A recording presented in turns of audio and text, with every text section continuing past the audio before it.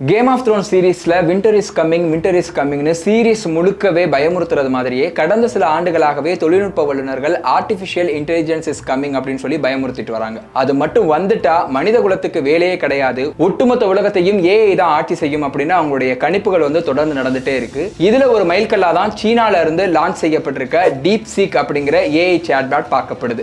இப்போ deep seek பத்தின கண்டென்ட்டுக்குள்ள போறதுக்கு முன்னாடி வானத்தையே வளைச்சு கைக்குள்ள போட்டுக்கிறதுக்காக வல்லரசு நாடுகளுக்கு மத்தியில கிட்டத்தட்ட 70 ஆண்டுகளுக்கு முன்னாடி நடந்த ஒரு ரேஸை பத்தி பார்க்க வேண்டியது அவசியம். 1957ஆம் ஆண்டு ரஷ்யால இருக்கக்கூடிய விஞ்ஞானிகள் முதலா ஸ்பட்னிக் அப்படின்னு சொல்லக்கூடிய ஒரு செயற்கைக்கோளை வடிவமைச்சு புவி சுற்றுவட்ட பாதையில நிலைநிறுத்துறாங்க. இதற்கு பின்னாடி விண்வெளியை கைப்பற்ற போவது யாரு அப்படிங்கிற ஒரு அதிகார மோதல் நடக்குது. இந்த மோதல்னால கடந்த 70 ஆண்டுகள்ல மட்டும் 80 நாடுகள் சேர்ந்து கிட்டத்தட்ட 12,000 செயற்கைக்கோள்களை புவி சுற்றுவட்ட பாதைக்கு அனுப்பியிருக்காங்க. இதுல 9,100 செயற்கைக்கோள்கள் இன்னமும் ஆக்டிவ் மோட்ல தான் இருக்கு அப்படிங்கிறது குறிப்பிடத்தக்கது. 70 ஆண்டுகளுக்கு முன்னாடி தொடங்கின இந்த விண்வெளி ரேஸே இன்னும் முடிவுக்கு வராத சிச்சுவேஷன்ல தான் இப்போ ஆர்டிபிஷியல் இன்டெலிஜென்ஸுக்கான அந்த ரேஸும் தொடங்கி இருக்கு. இதுல இப்போதைக்கு அமெரிக்காவுடைய ChatGPT நிறுவனமும் சீனாவுடைய டீப்சீக் நிறுவனமும் அபிஷியலா களத்துல இறங்கி இருக்காங்க.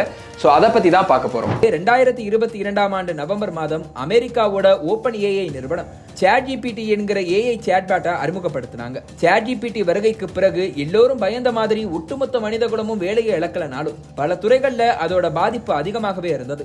6 மாசத்துல அமெரிக்கால மட்டும் 3000 பேருக்கு வேலை பறிபோனது. அமெரிக்கால இருக்க 23% நிறுவனங்கள் தங்களோட 49 விழுக்காடு எம்ப்ளாயிஸை தூக்கிட்டு அந்த வேலையை செய்ய ChatGPT வச்சுக்கிட்டாங்க. 2022 நவம்பருக்கு பிறகு ChatGPT பல வெர்ஷன்களை வெளியிட்டது. சாட்பாட்டை முழுமையா யூஸ் பண்ணணும்னா அதுக்கு பிளஸ் ப்ரோன்னு 2 சப்ஸ்கிரிப்ஷன் வாங்கணும்னு சொன்னாங்க ஓபன் ஏஐ. கடந்த ஆண்டு மட்டும் தங்களோட ப்ராடக்ட்டை மேம்படுத்த $5 பில்லியன் செலவு பண்ணியிருக்க ஓபன் ஏஐ ChatGPT பிளஸ் வெர்ஷனுக்கு $20 ப்ரோ வெர்ஷனுக்கு $200 விலையா நிர்ணயம் செய்தது. பிளஸ் வெர்ஷனை மட்டும் 10 மில்லியன் பேர் சப்ஸ்கிரைப் பண்ணதால $240 மில்லியன் ChatGPTக்கு வருவாயா கிடைச்சது. இனி உலகம் இந்த செயற்கை நுண்ணறிவை சார்ந்ததா இயங்க போகுதுங்கிற உண்மை மெல்ல மெல்ல எல்லோருக்கும் போய் சேர்ந்தாச்சு.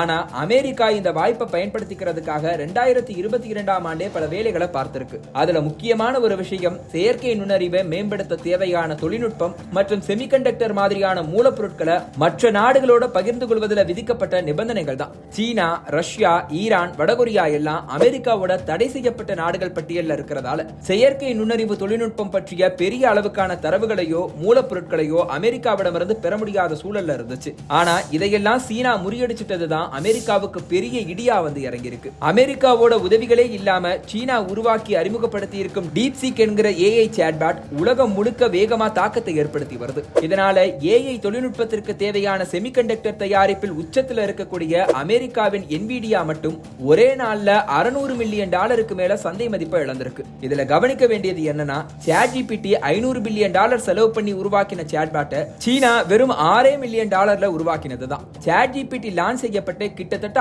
6 மாதங்கள் கழிச்சு தான் 2023ஆம் ஆண்டு மே மாதம் டீப்சீக் நிறுவனமே உருவாக்கப்படுது. இந்த நிறுவனத்துக்கான நிதியுதவியை ஹெச்ஃப்ளையர் அப்படிங்கிற நிறுவனம் வழங்கி வருது. இந்த ஹெச்ஃப்ளையர் நிறுவனத்தை ஆரம்பிச்சது யார் தெரியுமா? லியாங் வென்ஃபங் அப்படிங்கிற சீன தொழிலதிபர். மே மாதம் ஆரம்பிக்கப்பட்ட இந்த நிறுவனம் அதே ஆண்டு நவம்பர் மாதமே கோடர்ஸ்க்காக ஒரு ஓபன் சோர்ஸ் மாடலை அறிமுகம் செய்தாங்க. அதன் பிறகு உடனடியா டீப்சீக் லாங்குவேஜ் மாடலும் அறிமுகம் செய்யப்பட்டது. இது எல்லாம் ஏற்படுத்தின தாக்கத்தை விட இப்போ அறிமுகப்படுத்தப்பட்டிருக்க டீப்சீக் R1 மாடல் உலகத்தையே புரட்டி போட்டுட்டு இருக்கு. இதுக்கு காரணம் ChatGPT மாதிரி இல்லாம வித்தியாசமான இன்னொரு தொழில்நுட்பத்தை டீப்சீக் பயன்படுத்தினதுதான். இந்த தொழில்நுட்பம் மூலமா மிகவும் குறைவான அளவிலேயே மெமரி தேவைப்படுங்கிறதால $6 பில்லியன் அட்டகாசமான ஒரு ஏஐ மாடலை தயாரிச்சு உலகத்தையே அசரடிச்சிருக்கு சீனா. அதோட ஓபன் சோர்ஸ்ல இந்த மாடல் வெளியிடப்பட்டிருக்கதால உலகம் முழுக்க இருக்கக்கூடிய டெவலப்பர்கள் இதையே டெவலப் செய்து யூஸ் பண்ணிக்க முடியும். இதனால ChatGPT, மைக்ரோசாஃப்ட், என்விடியான்னு ஏஐ உலகத்துல உச்சத்துல இருந்த எல்லா நிறுவனங்களும் பயத்துல உறைஞ்சு போயிருக்கு. அமெரிக்க அதிபர் டொனால்ட் ட்ரம்பே அமெரிக்கா முழிச்சுக்க வேண்டிய நேரம் இதுன்னு டீப்சீக்கை பார்த்து பயந்து போய் ஒரு ஸ்பீச்சை கொடுத்திருக்காருன்னா பாத்துக்கோங்க. DeepSeek AI from a Chinese company should be a wake-up call for our industries that we need to be laser focused on competing to win because we have the greatest scientists in the world. Even Chinese leadership told me that. They said you have the most brilliant scientists in the world in Seattle and various places, but Silicon Valley, they said there's nobody like those people. This is very unusual when you hear a DeepSeek, when you hear somebody come up with something. We always have the ideas, we're always first. So அதெல்லாம் okay, உலக பிராண்டுகளுக்கெல்லாம் டூப்பு போடுற சீனால இருந்து வந்திருக்க இந்த சீப்பான AI நம்பலாமான்னு கேட்டா doubt தான். ஏற்கனவே சீனாவோட பல செயலிகள் தரவு திருட்டுல ஈடுபட்டதா உலகம் முழுக்க தடை செய்யப்பட்டிருக்கு. உதாரணத்துக்கு டிக்டாக்க சொல்லலாம். டீப்சீக்கும் இதுக்கு விதிவிலக்கு இல்ல. ஏன்னா ChatGPT அளவுக்கு அசாத்தியமா வேலை பார்க்கிற டீப்சீக் கிட்ட ஏதாவது கேள்வி கேட்டா அதோட திங்கிங் ரீசனிங்கோட பதில் கொடுத்து அசர வைக்குது. ஆனா சீனாவை பத்தியோ அந்நாட்டு அரசியல் மற்றும் தலைவர்களை பத்தியோ தகவல் கேட்டா மட்டும் sorry that is beyond my current ஸ்கோப்னு ஈஸியா கடந்து போயிடுது. என்னடா இது, சீனால தயாரிக்கப்பட்ட ஒரு ப்ராடக்ட்டே அந்த நாட்டை பத்தின தகவல்களை ஒழுங்கா சொல்ல மாட்டேங்குது, சம்திங் இஸ் ஃபிஷ்னு உங்களுக்கு தோணுதா? இதனாலதான் ஒட்டுமொத்த உலகமும் ஆச்சரியம் கலந்த பயத்தோட டீப்சீக்கை பார்த்துட்டு இருக்காங்க. ஒருவேளை நீங்க டீப்சீக்கை பயன்படுத்த நினைச்சீங்க அப்படின்னா உங்களுக்கு ஒரே ஒரு அட்வைஸ் மட்டும்தான், use it at your own risk.